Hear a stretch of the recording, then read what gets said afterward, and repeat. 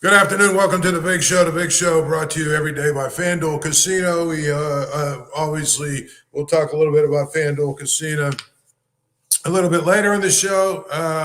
We were hoping that today would be a day we would be talking about whoever the new Steeler is or whoever the move is that was being made by the Steelers. And, well, it's kind of a dud. And I think, we're used to, I think, around these parts, trade deadlines being a dud because, it seems like the teams in this area, except for the Penguins, I got to give it up. The Penguins are a team that they will, on trade deadline day, they will actually go out and make deals, and they have in the past. They've made deals pretty much, especially when they were contenders. They went out and made deals and got guys, brought in players that they thought were going to help them. And, sometimes it worked out really well. Sometimes it didn't. I honestly am surprised the Steelers did nothing, but then again, I'm not. And I've already heard all of the rationalizations from a lot of people as to why they didn't do it. The price is too high. They couldn't give up a pick. They couldn't do this. They couldn't do that. Listen, are you trying to build a team to win the Super Bowl this year or not? It's one thing, and I get it. There are a lot of times probably when I think that, fans just wanted something done to be done. I think sometimes there's teams where you look at it and say, that's not a team that's really built to win it all. So why would you do that? Why would you go out and trade away, draft picks or whatever? It doesn't make a lot of sense. But in this case, this is the kind of team this year, when you went out and got a 42-year-old quarterback to be your guy, this is the kind of team that you probably should have decided that, listen, all of those draft picks we have, they're all accumulated draft picks, are great, but guess what? None of them help us this year. So let's use a couple of those to really be aggressive, to go get a player that will help us this year.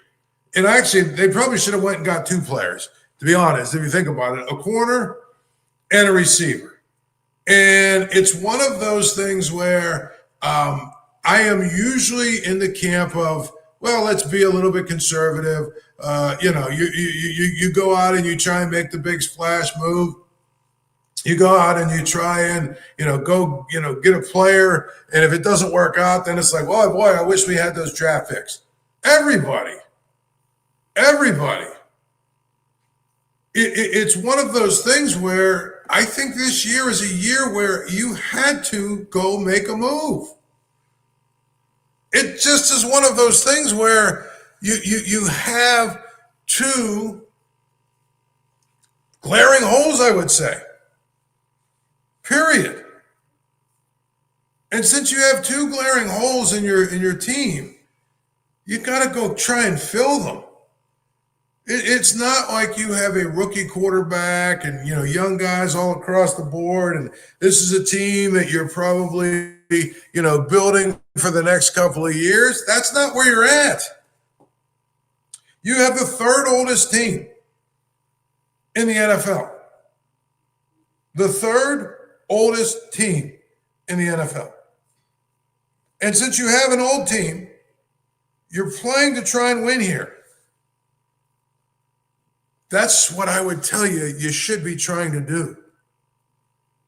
So, again, I don't get that disappointed because, trade deadlines are sometimes difficult to navigate, and sometimes you're not able to make, the right deal and all that other good stuff. But if your answer for why, if your answer is for why the Steelers didn't make a deal today, is that they didn't have the draft capital. Well, they did.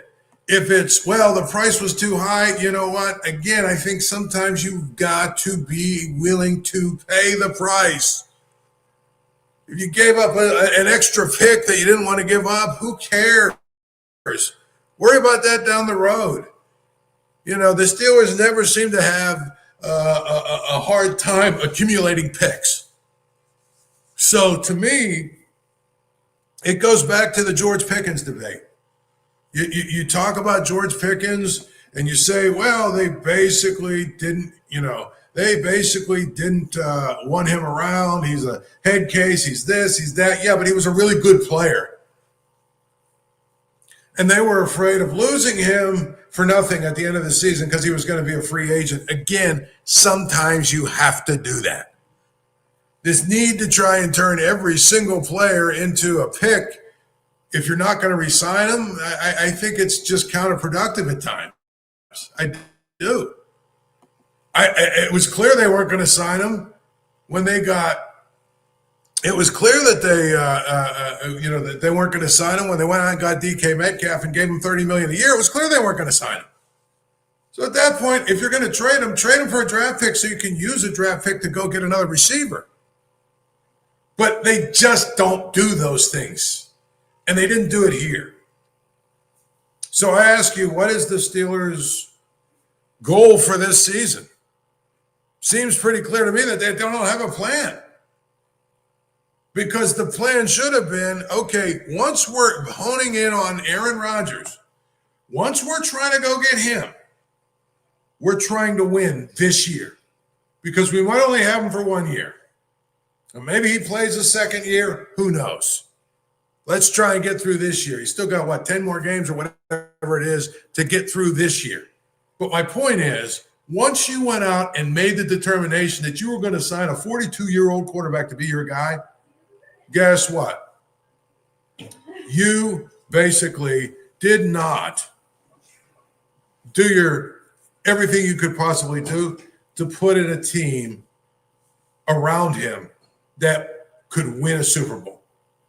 Because I'm not convinced the Steelers, as they are with their current receiving core, their offense is not good enough to win a Super Bowl. And that's the problem I have with all of it. To me, it's a problem when you look up and down. There's the one glaring hole that has been there since they traded George Pickens. And they knew they were going to trade George Pickens. They should have done it before the draft. They didn't. They didn't get a draft choice. They weren't able to go draft a receiver that could really help them. Now, you go from there, okay, to, well, now it's through the draft. We have DK Metcalf. We have George Pickens, who we're not going to pay. But we have Aaron Rodgers. Let's make sure that we hold on to George Pickens, and let's make sure that we give Aaron Rodgers the best possible look. And that's where it is. Period. To me, you didn't do that. It's just one of those things where you need to go out and go get somebody. And they didn't do it. And it's almost like, it's almost frustrating in some ways, because I feel like the way the defense played the other day shows me that the defense has an opportunity to be really, really good. The defense has an opportunity to be really good. And when the Stars perform like they did the other day, they are that good. So to me, it feels like go out and make sure that you're doing your due diligence to give yourself the best possible chance to be successful. And they didn't do that. They didn't do that at all. And so I feel like, it's one of those situations now where you take a look at their roster and you say, it's not good enough that you have 4 tight ends and they're your second option of receiving. You don't win that way. They don't really have anybody now that can take the top off the defense except for DK Metcalf. And guess what? He's easy to bracket because there's nobody else that scares you. I know that, the apologists today are out in full force and they're trying to basically say, Calvin Austin is a training camp hero who is a 3rd or 4th receiver at best. Okay, don't try and turn him into something he isn't or hasn't been in his entire career in the NFL, because he's not. That's what I'm telling you there.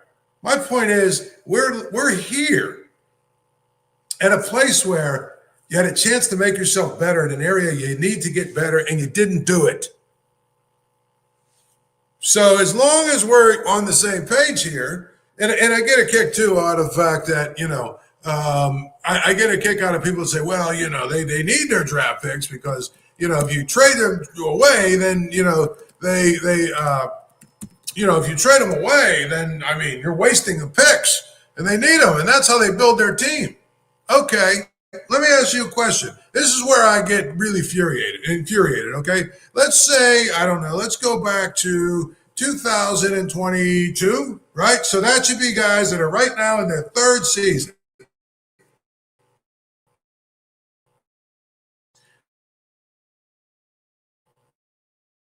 Right? Kenny Pickett, George Pickens,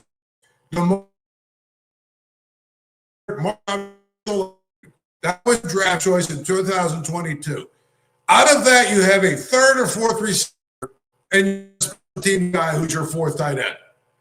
Oh, I guess Mark Robinson is still on the practice squad, right? Is a guy who bounces off the practice squad. That's what you've got. Or were they wasted? So basically, those were the picks you're preserving.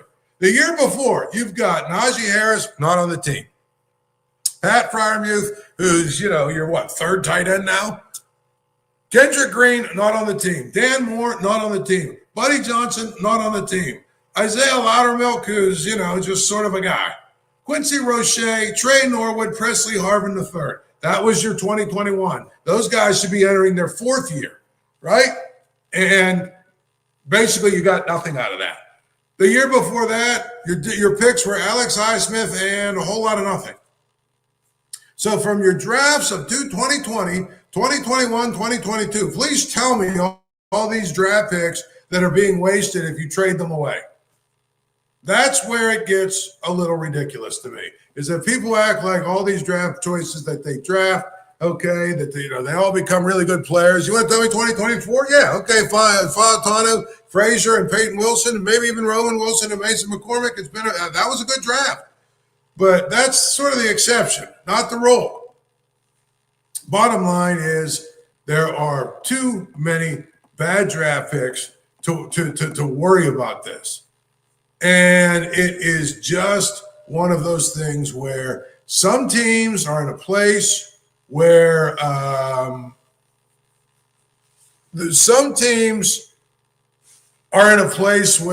they're trying to win now. And some teams are in a place where they're trying to, amass draft choices. Like, for instance, the Penguins right now, they've got, 35 draft choices or something in the top 3 rounds the next 3 years or some ridiculous number like that. Okay, good, because they're rebuilding. They're a team that's rebuilding. Steelers aren't rebuilding. The Steelers they're not a rebuilding team right now. They're a team with a 42-year-old quarterback and the third or fourth oldest roster in football. That's where I would tell you is the disconnect for me. You've got a team that should be ready to win. You got a team that should be ready to win, should be built to win, and they're not, because they have a glaring hole at a position that probably is not going to be solved. And so I would tell you, it gets a little ridiculous. I just think it gets a little ridiculous when there are people that are out there saying, well, the Steelers did the right thing because the price was too high for some of these guys. And I'll give you a great example, the Colts, right? The Colts' biggest problem? Pass defense. Their pass defense was ranked like 25th. Their run defense is good. Their offense is good, run and pass, right? The one unit that needed a little bolstering was what? Their pass defense. Obviously, if you turn the ball over 6 times, you're not going to be any good anyway. Let's say they don't do that every week. But here's the thing.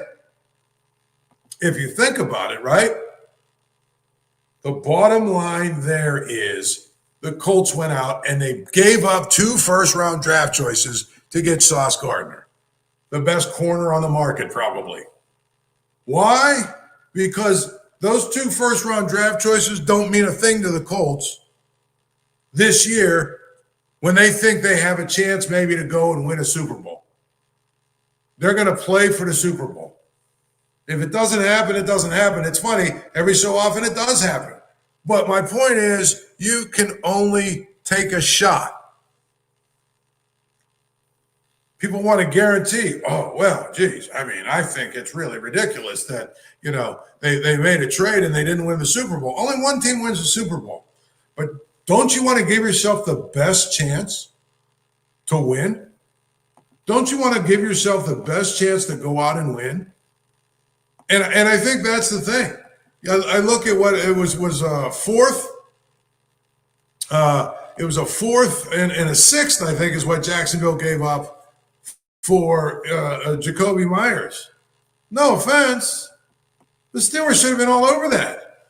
They should have said, we'll give you a fourth and a fifth or 2 fourths. Who cares? Go back and look at all the 4th round and 5th round and 6th round picks they had and tell me that, you know what, going out and getting a player, okay, that can help you win, is it worth it? Yes.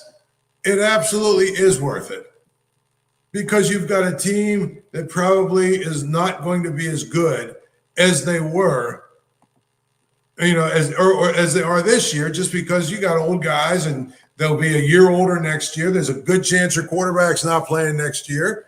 I mean, it's just going to be interesting to see. But I'm telling you, I think that it's ridiculous to me, okay? Ridiculous to me that there are people out there who are trying to basically make the case that the Steelers, they did the right thing because the prices for these players were too high. That's just dumb. You've got to go out and make a deal if you want to get better. So now it's just going to, it's just going to be. And here's actually a really good question that someone asked, and I will answer this. Someone on the comments there asked, well, how many targets would a receiver actually get in this offense, which is the second part of this. If you went out and got a receiver, would you actually use them, or would you still be throwing it to 4 tight ends? You've got one of the fastest, one of the most physical, one of the best receivers in football on your team, and you targeted him 4 times on Sunday at 2 catches for 6 yards. That has to change. And that would have changed a little bit if you had somebody to take the pressure off of him. But again, the number of 20-yard,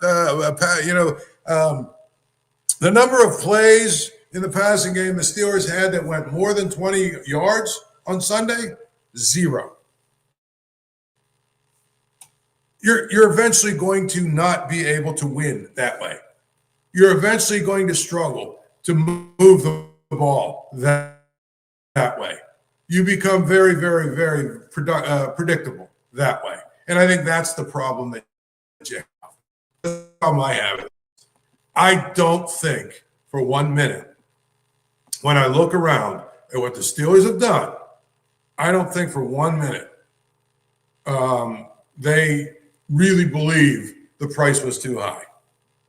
I just think it's the way they do business. And they're convinced, well, we have Calvin Austin and they're convinced that they're good enough. But I think the fact that they're out shopping tells me they know they're not. And that's the problem I think you have. They know they're not. They know they're not. And they're out shopping. And they didn't go and pull the trigger. So that's great. It's wonderful. They got to keep all their draft choices for next year. But to me, I don't think that's the best way to do it. And it's just really important now, if you think about it, for the Steelers to try and figure out how to make their offense better with the players that they have. And one of the things they need to do is schematically, they need to get out of this idea that they're going to have jumbo packages and 4 tight ends and all the other stuff. They need to get that out of their minds. Go get a guy or go give a guy like Calvin Austin and even Roman Wilson or whatever, put them out on the field, go 1 tight end sets, be willing to see if you can really build your passing game around, receivers. and throw the ball to receivers. And that's especially true about the $30 million receiver you brought here that you don't even use the right way. I mean, to me, it's just going to be absolutely silly if we get through the next few weeks and we still look back and DK Metcalf is getting 4 or 5 targets a game.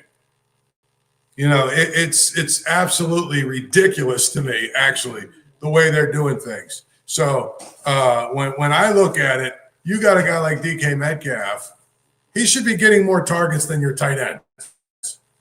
I'm sorry. And they don't do that. I mean, if you look at their last game, let's take a look at their last game. I'm going to look at the box score real quick, and I'm going to tell you, okay, targets for their last game. DK Metcalf was targeted 4 times. 4. That's 1 less than Jonnu Smith. 1 less than Kenneth Gainwell. Are you ready for this? 2 less than Darnell Washington and 2 less than Calvin Austin. You had 4 guys, and he had as many as Pat Freiermuth. So you had 4 guys who had more targets than DK Metcalf, and 1 guy who had as many as he did. I mean, why do you sign a guy for $30 million if you're not going to use him? It doesn't make sense to me, and that's what I'm going to tell you. I'm going to tell you that's to me what the biggest problem is. You've got a guy that you don't use. So maybe it's good they didn't go get another receiver because they'd have wasted him too. But they've got to figure out now how to get him to become a bigger part of whatever their offense is going to look like. Now that we know that they're not going to make a move, and now that we know, well, you know, this is how we're going to do it, and this is what we're going to look like, and all that other good stuff. I mean, to me, you know what? It's just kind of silly. They've wasted $30 million a year on DK Metcalf, if you ask me, if that's how they're going to use him. And then think about it like this. That's with Aaron Rodgers at quarterback. What's going to happen if next year they have a lesser quarterback? That's what probably is going to be scary to me is, you know, are you going to have a guy, because you have Arthur Smith as your offensive coordinator, who's stuck in the Stone Age? It doesn't make sense to me. Anyway, FanDuel Casino, get on your FanDuel app. Download your FanDuel app. There are plenty of things you can bet on every single night. You go to the FanDuel app, you download it, you put it on your phone, and guess what? You can bet on all kinds of things. Tonight I'm looking at, for instance, a big game in the NBA, the Sixers against the Bulls. Both teams 5-1. Games in Chicago. It's one of those things where the Bulls are favored by 1.5, which usually you don't see that in the NBA, but that's more like a game that is probably an NHL game. Anyway, over-under is 240.5. So the bottom line is you've got a lot of different ways that you can bet the game on the FanDuel app. Here's another one that's always fun. You can bet on, for instance, points scored. Tyrese Maxey, 25 or more. You lay 190 to win 100. I don't know, Josh Giddey, 20 or more, right? You lay 145 to win 100. So to me, I think, one of the more interesting bets, Trey Jones, 15 or more. Guess what? You lay 100, you win 190. So there's a lot of different ways you can bet on the games. You can do it at FanDuel Casino and be able to download it. You're able to go on your phone. You're able to do it. So that's really the way that we like to do it. Now then, just a couple more minutes. We're done here. So let me get to the couple of other things that are going on in the world of sports. There's been this great debate about the salary cap in baseball, the fact that the Dodgers won again. It's going to be something that's going to prompt change. If you believe that, I have real estate to sell you somewhere. Oh, the owners are going to lock them out, and that's what's going to happen. Wrong. That's just one of those things where it's a pipe dream for people that are in small markets like us. Okay? Make no mistake, the Dodgers win because the Dodgers have the money.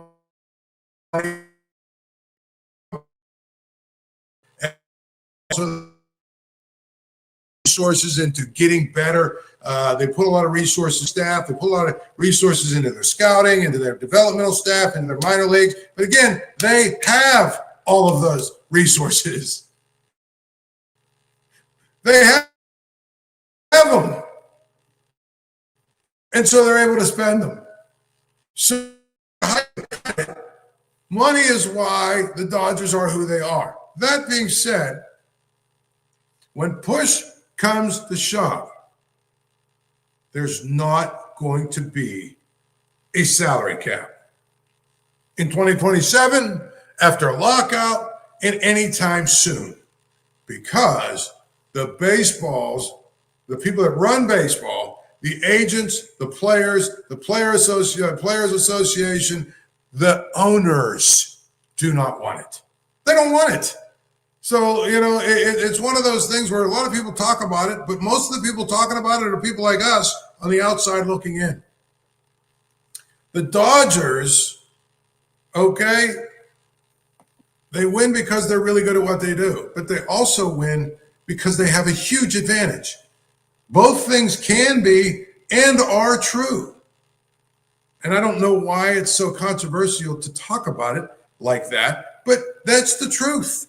But there's not going to be a salary cap. So please get that out of your head. I've seen a number of people, even credible people, who are embarrassing themselves talking about how there's going to be a salary cap, how you watch, it's good that the Dodgers win. We hope they win again next year, because if they do, it's going to charge.